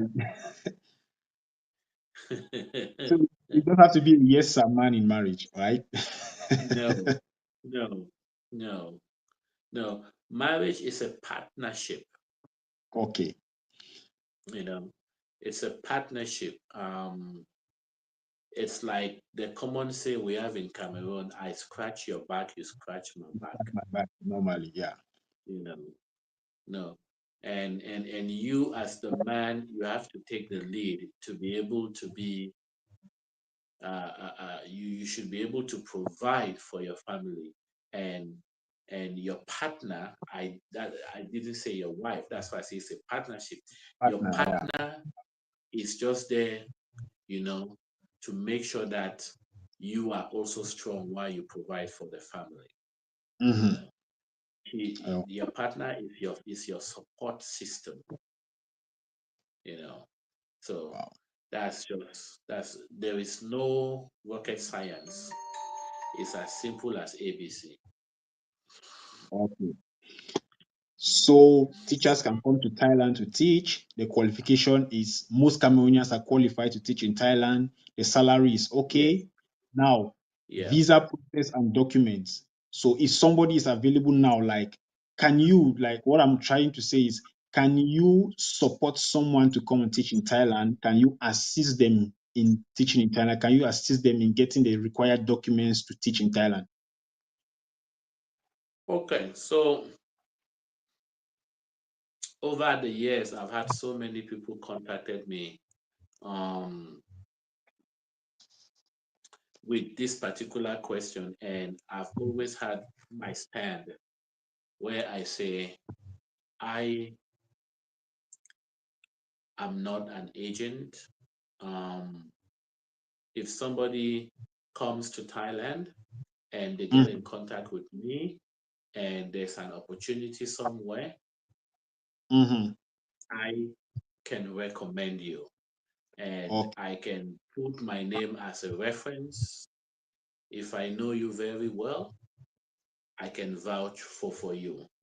But if I don't know you, please don't put my name because I've had cases where I see it and my phone rings and they're like, oh, and we're calling to ask about this person. I'm like, but what? Yeah, I Mm. mean, if you want to use me as a reference, the least you could do is it give me a heads up. You Okay. know, um, this is something I spoke about on CRTV a couple of like about 2 years ago about coming into Thailand. We have a lot of agents out there that are promising gold and silver, Mm-hmm. and they don't deliver on their promises. Okay. And people have to be very, very careful. Now, I'm speaking Normal. with respect to being um, the presidents of Cameroonians here in Thailand. Um, Okay. we've had a lot of issues with agents and false promises. You know, Yeah. Thailand has its peak season, and if you come during the wrong season, normally school is out in January. I left the Thai system a long time ago, so I'm trying to remember Remember. because with the international system, we follow the same calendar like how we have in Cameroon. Okay. School starts at the end of August, September school starts, and then Okay. by June school is out. So that's for the international system. But for the regular Thai system, school start in May. Mm-hmm. So January, February, so Mm-hmm. March, April, May. Those are the peak periods for you to come to Yeah. Thailand as a teacher and start looking for a job. Yeah. If you are coming to Thailand in December, I don't know what you are coming to do. You do. Okay. So there are peak periods. Excellent. Yes, people need to be very, very aware of this. And now, recently, I just learned that coming to Thailand is becoming very, very difficult these days. It's not as easy as it used to be. Okay. Because what happens is that um, Thailand and Cameroon do not have any diplomatic relations. So Okay. We don't have a consulate here. We don't have an embassy here. Yeah. So Thailand doesn't have a consulate, or do they have an embassy in Cameroon? So for Okay. Cameroonians, for you to be able to get a visa to come to Thailand, you have to travel to Abuja in Nigeria, where they have an embassy. Yeah. So recently, the ambassador that is there scrutinizes applications too much, and she issued a lot of rejections. Okay. She's very strict Mm. on giving visas. But the whole point is get a tourist visa, come to Thailand. You have maximum 90 days, and in those 90 days, you have to use those 90 days properly to secure a job. Yeah. And when you secure a job, there are some provinces, excuse me, there are some provinces that will convert your tourist visa to a working visa. Okay. And there are some provinces that will require you leaving the country to get a working visa. Okay. So um, those are things that people need to know and people need to be on the watch out for. That's why Normally. we have a Facebook page, we have an Instagram page, we have a Twitter page, um, where people can. We also have a TikTok page as well. So we are Mm-hmm. trying to educate people as much as possible so that they don't fall prey. Um, most of times, getting a tourist visa will just need you to prove a track record that you are a teacher in Cameroon Mm-hmm. and you want to go for vacation. You know, um, you need to prove beyond reasonable doubt that you will be able to, come back to Cameroon after your trip. Mm-hmm. And of course, we know when you get here, you Mm-hmm. know, the story changes, you know. Of course. It changes So everywhere. So. Mm-hmm. the story changes. So um, it's becoming pretty difficult these days. So people are passing through agents, and some of these agents are dealing with people a lot, you know. Okay. So the problem is, the difficulty is the fact that you need to find a good and reliable agent. Yes, So. you can look for a good and reliable. Now, Mm. personally, I advise people that um, if all your documents are right, Yes. you can follow the procedure by yourself, you Okay. know. Okay. And if you are going through an agent, personally, I have no agent to recommend to anyone because I believe more in doing things by yourself. By yourself. You Okay. know. All right. I was about to ask that. So you just mentioned you don't have anybody to recommend. Okay. No, no, you see, the best way to stay out of trouble is not to get involved with trouble as a whole. Because tomorrow, if something goes wrong, you recommended me to this guy, and now it's also so. I try not to get myself involved in all of those nitty gritties. Exactly. Um,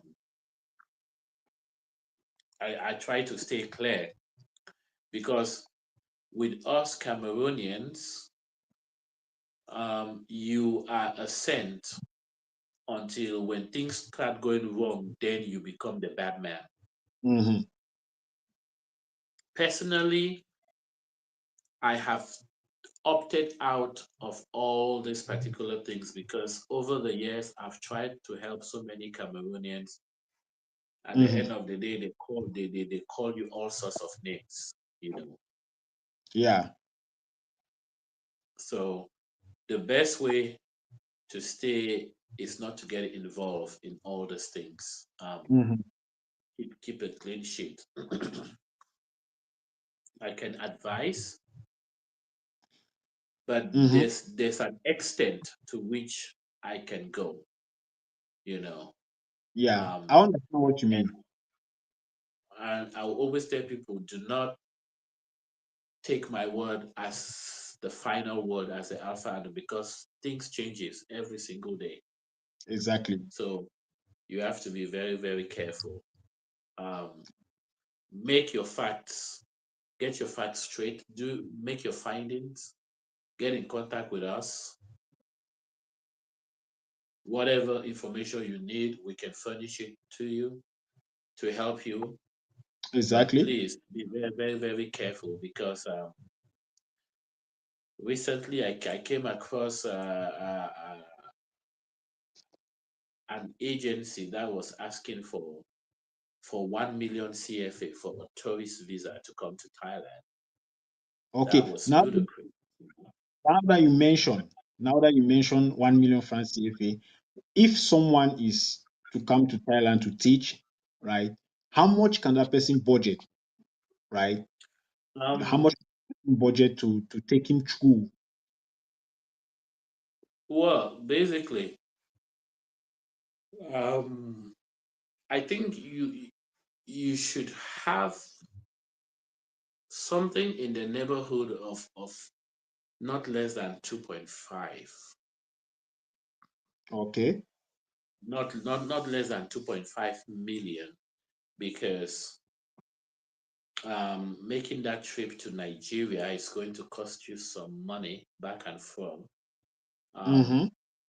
your flight, and you have to get it. Given that most likely, if you have a tourist visa, you will need to get a round trip. Okay. Oh, this is Your for tourist flight, visa. All right. yes, if you have a tourist visa, your flight would be roughly in the neighborhood of like 1 million CFA, Okay. because flights are becoming very, very expensive these days. So And even more than that. it's for round trip. That 1 million francs Yes, CFA is what? yes, Okay. that's a round trip. Um,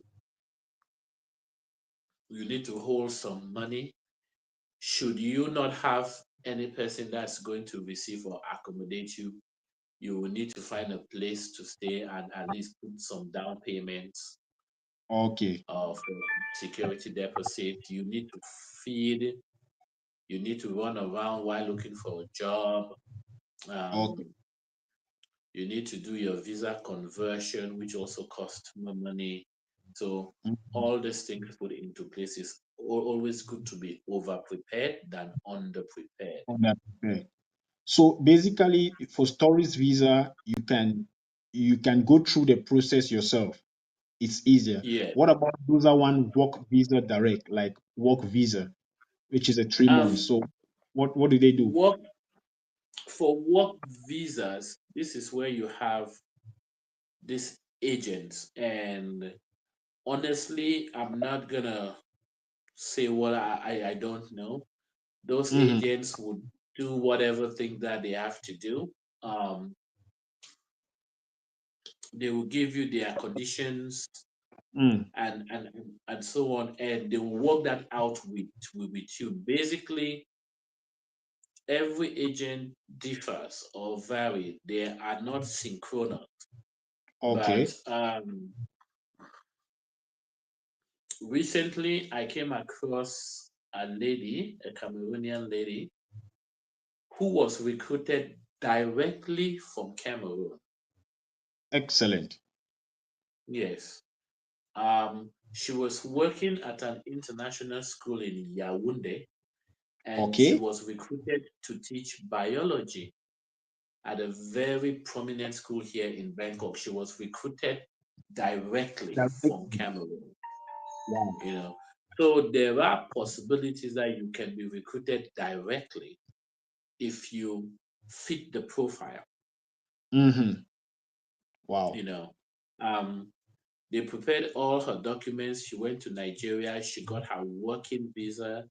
came back. She paid her flight. They picked her at the airport and they took her to the school. Excellent.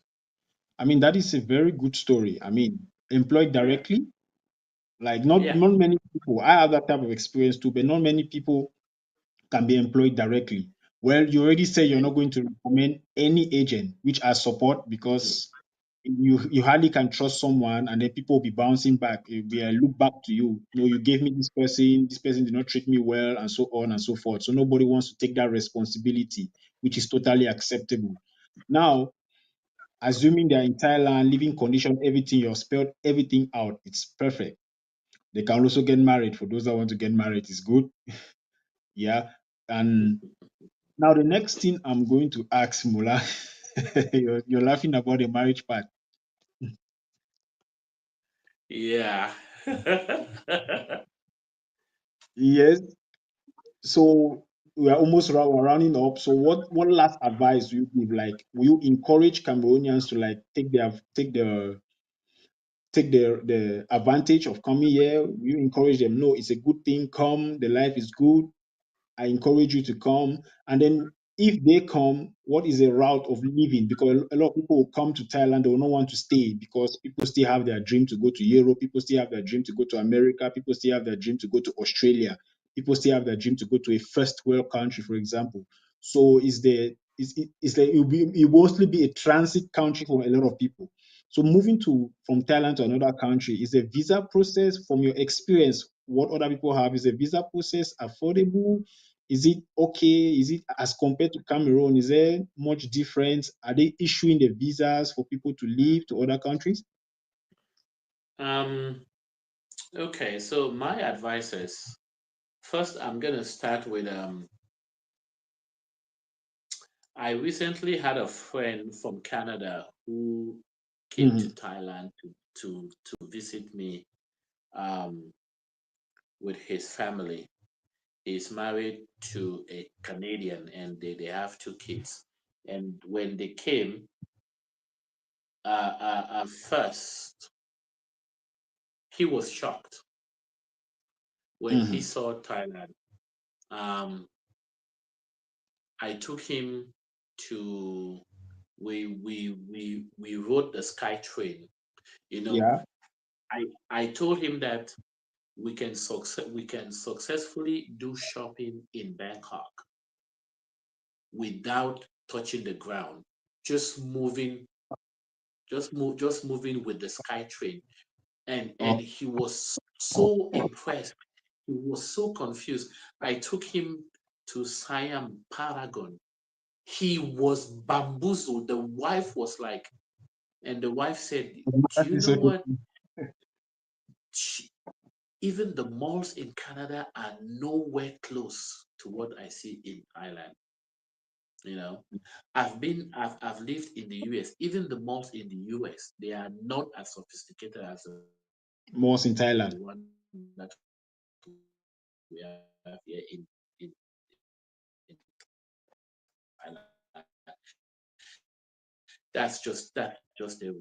Thailand is a third world country.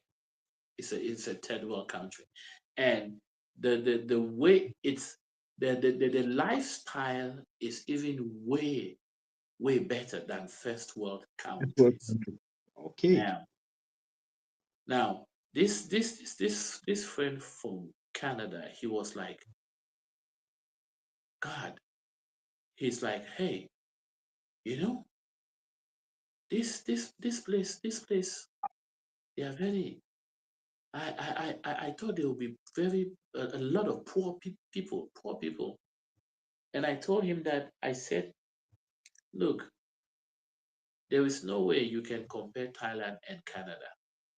Hmm. I s- I told him that first. We have been walking around in Bangkok. How many homeless people have you seen? Hmm. Go to Canada, go to US. The worst is the US. Yeah. You find so many homeless people. There's like a whole, I told him, I said, how many homeless people did you come across? If you Yeah, this, saw one, yes. But did you see any? If you did, tell me. I told him that you see, that's where you start looking, that's where you start knowing the stability of a country. mm-hmm. I said, okay. Secondly, Thai people don't like to travel. They don't like to live outside because their government have made it in such a way that they can live very comfortable in their country. Their country. You Wow. know,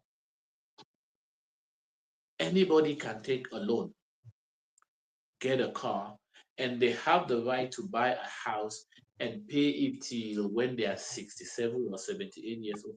They live Yeah. in their own house, they live comfortably, Mm-hmm. you know. So this is very, very different.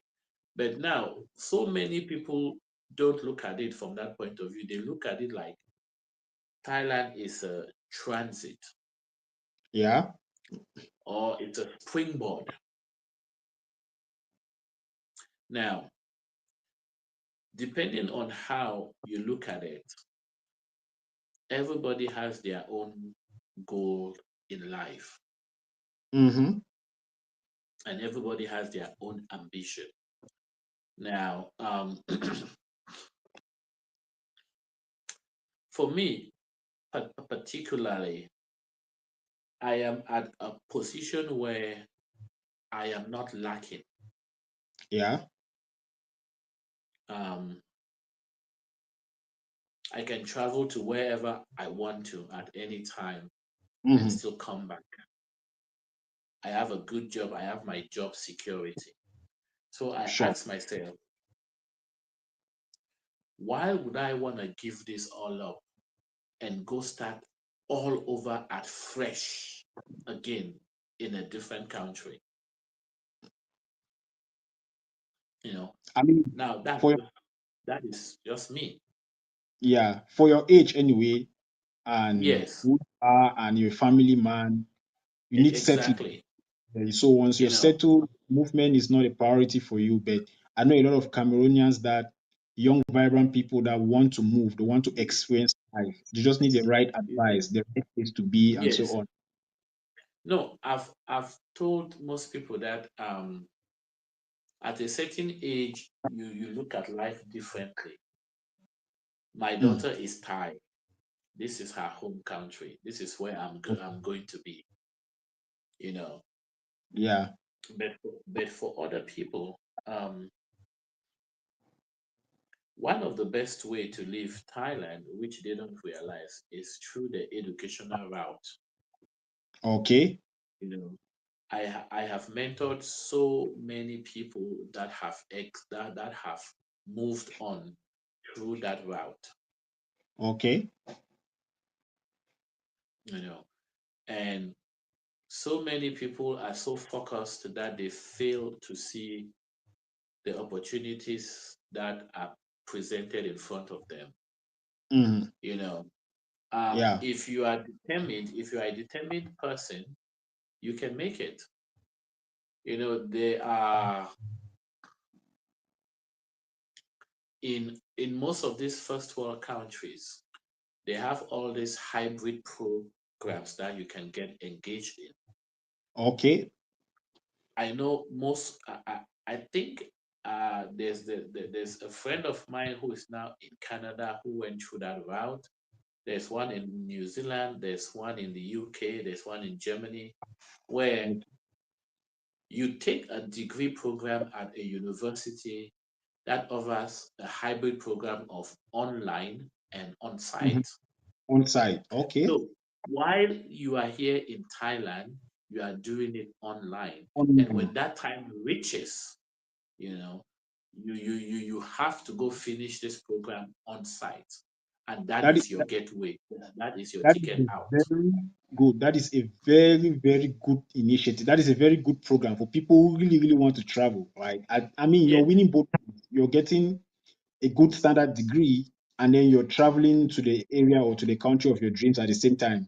I mean, get to a hybrid program, start the online side in Thailand, and then you must finish your program on site, so you have to travel. Yes, yes, you have to travel, you know. Oh, And that's one thing people don't understand, and they fail to make research about, yeah. you know. Um the only limitation to that is the fact that it has to do you have to stick with the field of education, because that is what gives you grounds. Okay. Yes. So I do remember this friend of mine who went to Canada. When he approached me, I told him that, dude, you have to look at something in education. So Yeah. we sat, we went through, and I discovered that there is this field in Thailand which is becoming of very high demand: special education, teaching Okay. special education kids. You know, Okay. so we found a program with the University of Alberta, Mm-hmm. which was a hybrid program. He paid his fees. He did 1 year here in Yeah. Thailand. And when he went for his interview at the Canadian Embassy in Bangkok, they asked him why. So his main problem was that Thailand is moving into so much the special education field where they have a lack of teachers. And Okay. he doing this and finishing it will give him that opportunity to come back and give back to the community in To the Thailand community. that he's a part Very of. good. I mean, which consular will not listen to come back and You give to know, the community and be impressed? of course, of That's course, exactly what. they gave him the visa. They gave him the visa. He went there. He finished the 1 year. When he finished the 1 year, after that, the type of visa that he went on, he had to look for a job. They gave him Okay. 2 years to look for a job. He looked Okay. for a job. He took up another degree program. And before I realized, he had taken his wife and his 2 kids, and Mm. he was on his way to a permanent residency, you know. So Okay.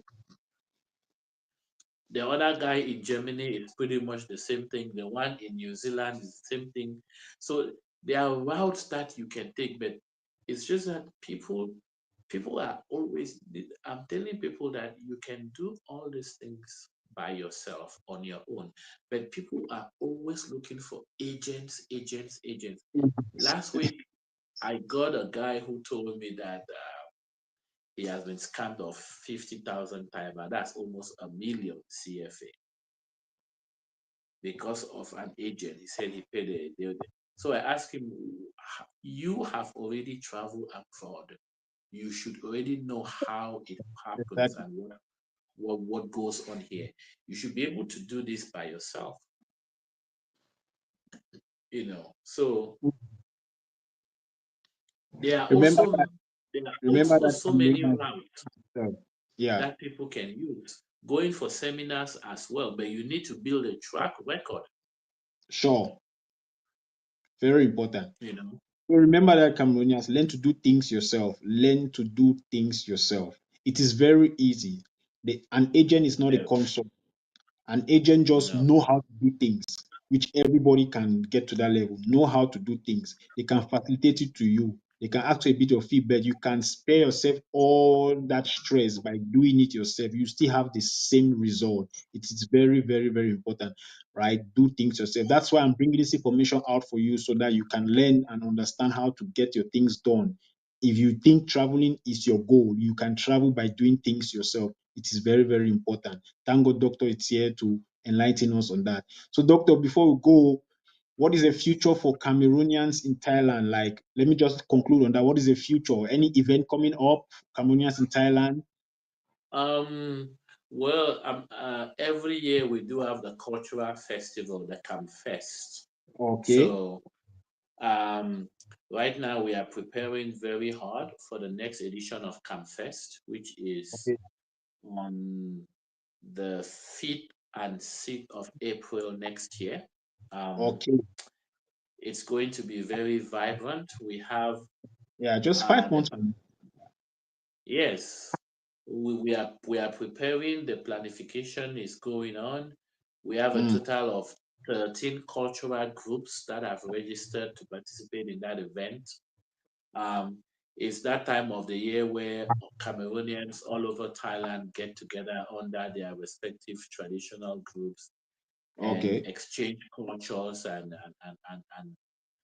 cuisine and fun and we are looking forward. Everybody right now is just preparing their dancing shoes for Campfest Exactly. 2026. Myself, I'm waiting for my traditional regalia to be brought from Cameroon. Mm-hmm. Um, the ladies are waiting for their kabas, the bakweris. We are very much prepared to take our name in that particular event. So Exactly. um, we are looking forward to that, and we welcome people from around the world. We're going to stream it live as well, Mm. so people can have a feel and be able to see how Cameroonians are doing it in this part of the world. So that's what we're looking forward to right now. Okay. Do the organization invite musicians like, for example, all these young and upcoming Cameroonian artists? Like, can you extend an invitation to some of them based on recommendations so that they'll have the opportunity to travel for a show, a tourist visa to Thailand for a show or something to boost their profile? We decided that since as it's just in its third, this is a third edition. Okay. We decided to first that the first four editions we are going to stick with Cameroonian artists that are based here in Thailand to spice the show. So Okay. because when you start something, it's always good to do, you evaluate, and then at some point in time where Yeah. you must have known how this would run exactly, then you can start looking on getting people from the outside. But first, Exactly. we are keeping it just within the Cameroonian community, within the confines. Um, last year on, we had three visitors who came to be part of the festival. We had a brother from the US, we had a brother from Japan, and we had one from China who also came to be a part of the cultural festival. And they were looking at how they could start something like this in their different environments. Um, Okay. Means Thailand is leading the way. Thailand is leading the way. I kid you not, even in the US, it has never happened before. I've spoken Mm. to people in the US who have been trying to ask me, how is this possible? How is this?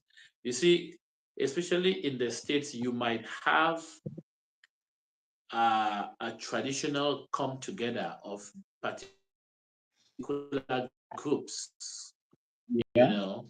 Uh, um, um, you can have the Bakweri convention, the FACO America convention, but Yeah. it's just the Bakweris. You can have the Mecca convention, the Manu Elite Cultural Association, but Mm-hmm. there have never been that umbrella where you bring all the traditional groups under one umbrella. You Yeah. know, even the people in the UK have some of them have been calling me, asking me how is that possible, how they could do that, and they were thinking that, oh, we could do this because Thailand is very small. I told them, oh, on the contrary, Thailand has 76 provinces. Mm-hmm. It's not as small as you think. To leave Sure. Bangkok and go all the way to Surat Thani or to go to Phuket, it's what? It's more than an 18 hours, journey. So they shouldn't think it's small. Mm-hmm. So they were also confused, and that's one thing people don't understand. Thailand is very big. It's very very big.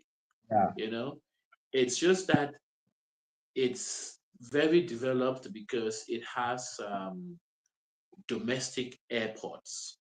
You Mm-hmm. know, so it makes traveling very very easy. You know, Okay. it's like I went to Cameroon and I met. He said, "Oh, you're from yes. I have my own daughter today in Thailand." And I'm just looking at the guy and I'm waiting for the punchline. And then he removes a picture and he says, "Yes, do you know her?" And I'm like, dude, Thailand is a freaking.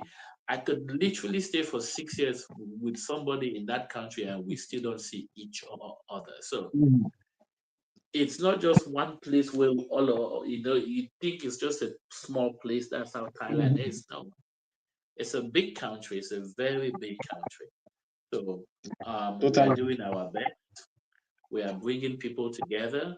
Um, we are celebrating culture. We are celebrating cuisines. And that is what makes us as a people here within the Thai community. All right. Okay, Mola, thank you very much. I mean, to us, we have come to the end of this session. But before we go, I'll read a shout out. We have a message from Imawen Gufo. I think he's a president of one of the Thailand community there. He said, "Una mash fire, like more power." Like most people are just listener, yeah. I heard Petit, happy for you. You know, most people are just commenting and appreciating the talk. Yeah, but that one was a special one. I wanted to do shout out to that. So before we go, let me just do shout out to one or two people. Like shout out to the Repexa community, which I belong. Shout out to the Catholic Education Authority.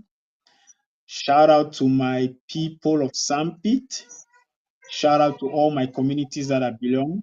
Shout out to you, Mr. Kenny Desiree, Mr. Clovis Asti. Shout out to you, Ikuti Java. Shout out to everyone. Thank you very much for watching. God bless you and keep it close. So thank you very much, Mula Ifange, Dr. Simon. Thank you very much. Your experience and your thoughts on everything we're speaking about is well appreciated. God bless you. We are going to have you some other time when we bring some other topic. We're going to invite you so that you come Definitely. share experience with us. And we really, really appreciate Definitely. it. God bless you. Thank you very much. And just tell us bye bye. All right, everybody. Have a good one. Take care of yourselves and each other. Thank you. Thank you. All right. God bless you, everyone. Don't forget to like, subscribe, and share. Ciao, ciao.